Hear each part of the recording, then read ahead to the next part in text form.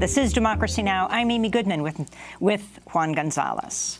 Well, Disney heiress Abigail Disney is speaking out against wage inequality, calling Disney CEO Bob Iger's salary, quote, insane. In an opinion piece for the Washington Post published Tuesday titled "It's Time to Call Out Disney and Anyone Else Rich Off Their Workers' Backs," she wrote, quote, "I had to speak out about the naked indecency of Chief Executive Robert Iger's pay.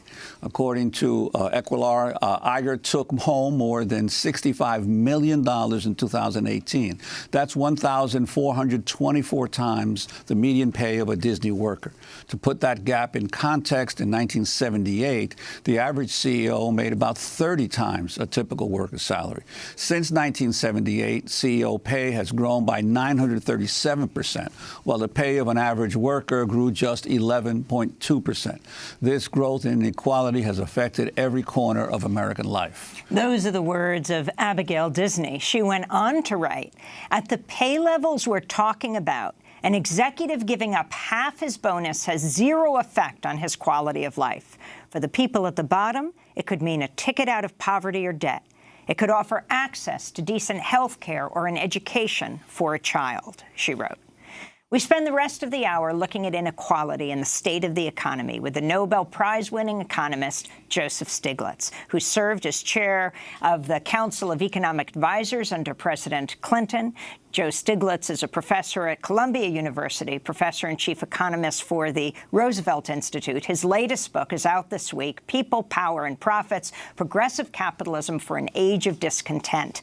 Joe Stiglitz, welcome back to Democracy Now! It's great to have you with us. Why don't you start off by talking about Abby Disney, what she had to say. She is the heiress of Disney, saying that Iger's salary, the CEO, is insane. She's absolutely right. You mentioned that in the late 70s, it was 30 to 1. On average today, it's over 300 to 1. And it's not as if our CEOs have gotten 10 times as productive in those intervening years. It's not as if, American CEOs get paid so much more than their workers relative to those in Europe and even more relative to those in Japan.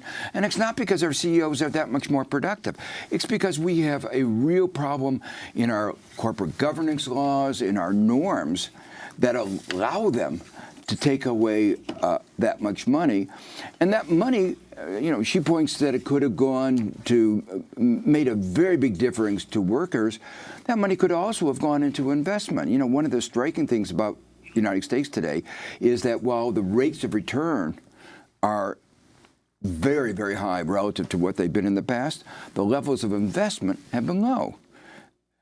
So you would have thought those two would have gone together, but with CEO pay and share buybacks being so large, $1 trillion of share buybacks last year, the money isn't going either to workers or to investment.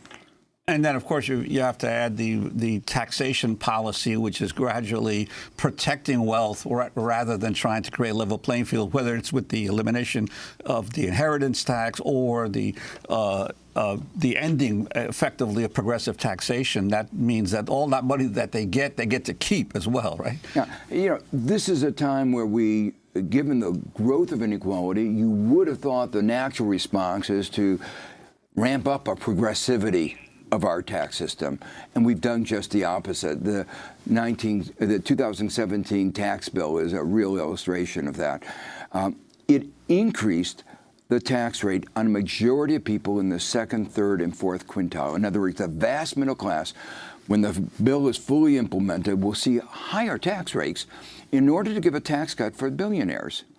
Another way I put it as an economist, going back to your question about Abigail Disney, they talk about incentives. What kind of a CEO do you need to pay $60 million to get him off the golf course? If, you don't pay a surgeon who's doing heart surgery and say, I'll pay you a lot of money provided I survive. But if I don't, by the way, you don't get anything. Surgeons are professionals. They do all that they can to make sure that the surgery enables you to live. Our CEOs ought to be that kind of professional, and they used to be that kind of professional. They say, my job, I'm trusted by my corporation to do the best I can for the corporation, and I'll give it all. And you're paying me $5 million or $10 million to do that? That's more than adequate. And in other countries, people have that kind of sense of responsibility, but not evidently CEOs like that of Disney. Joe, your book is titled People, Power, and Profits: Progressive Capitalism for an Age of Discontent.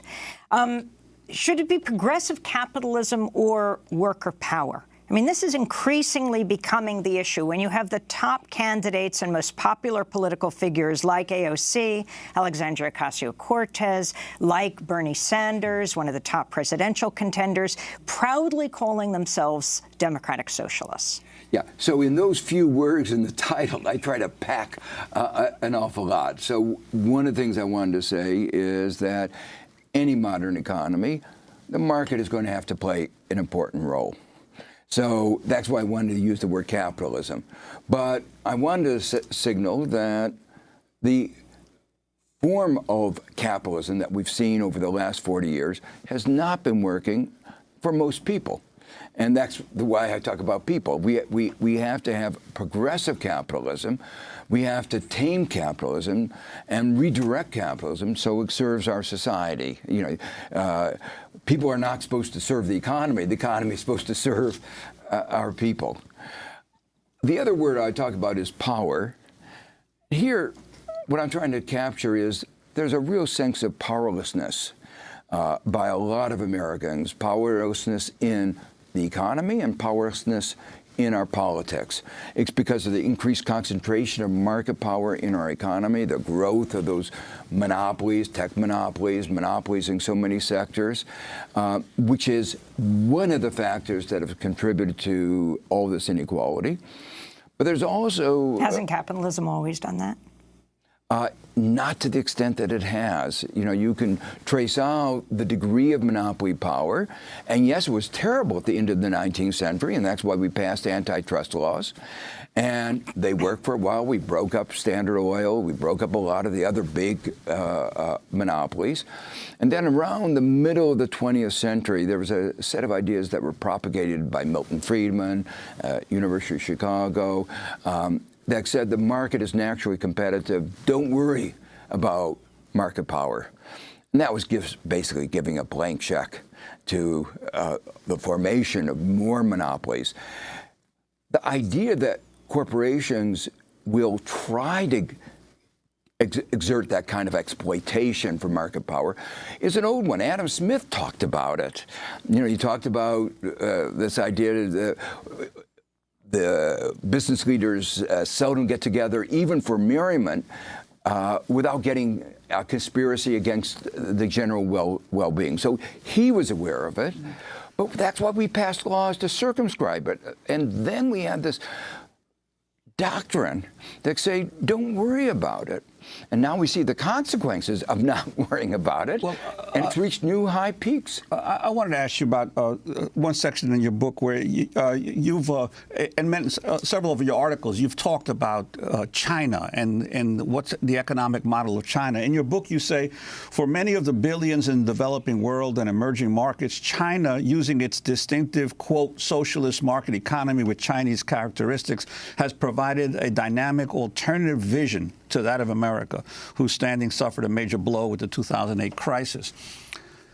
Now, China, to many folks, is basically a form of state capitalism, not really socialism, but state capitalism, yet it has had enormous economic growth, 7–10% a year, and it's raised hundreds of millions of people out of poverty. About 740 million people out of poverty. So what does that say about the form of capitalism that we have in the United States or even in Western Europe, that China is economically providing much more to its people these days than these systems are in terms of where it came from? Well, first you have to remember they were catching up, and it proved to be an effective instrument for catching up. But there's a price in terms of democracy.